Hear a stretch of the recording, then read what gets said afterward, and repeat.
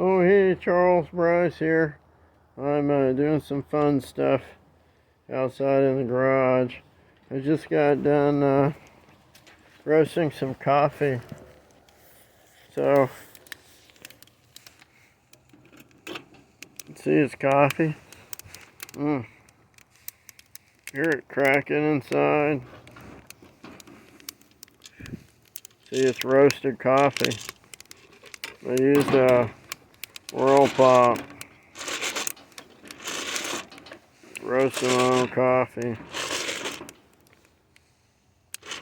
Hear it popping in there. 15 minutes. And then it's popping on its own like that. Whirlpop. This is my other pan. This is what it came out looking like. Alright, that's some good looking coffee there. That's about looks like medium to dark, I believe. I had to do it outside with a propane stove because the freaking the fire alarms would probably go off. I had to drain that tank with water out so it wouldn't freeze and bust. I didn't want that to crack that 15-gallon water bottle. So this here, I ended up putting too much water in it. So I had to take out that much water in the jar with this bulb because it was too deep, and I think that it had too much water. You're only supposed to cover the plates. So I took water down to the top of the plates. There's a little piece of metal that comes up, and I took the water out up to that, but then there's still like maybe a 1/4 inch above the plates where that piece of metal is. So I sucked acid off from that. Then charged it up, and it charged up to 13 volts. It was so dead it wouldn't start a vehicle, so I had to pull this out and put in a new one. So this one is going to be used for I'm going to have an alternator hooked to a little OHV engine like that, a little bitty 2.5 horsepower motor, and the alternator has to be connected with a battery like this in order to function correctly. So, or in order to regulate the voltage right, so I have that.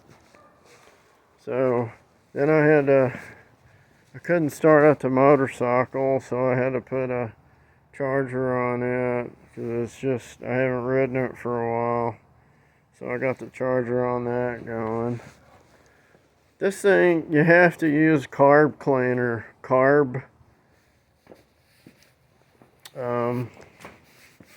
I had to use this stuff, carbon choke cleaner, in order to spray in the carb to get it started.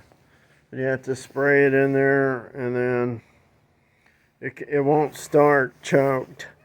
Once it starts kicking off, you have to shove that into regular, because it won't start with it choked. It won't run with it choked. And then once it gets up to 100 psi, it's too much, and then it quits, which is perfect. That way it doesn't keep running. And that's what I've been up to. Back to this coffee. I'll have to let y'all know how this coffee is going. See, it's still cracking and crackling in there. Yeah, that's the coffees. Yep, smells like burnt coffee. That's what it's supposed to smell like. It's in a Whirlpop. Low flame outside so the fire alarm doesn't go off. It's still crackling. See the little white in the seed? The coffee bean? That means lightly roasted. Looks like a lot of it got dark roasted because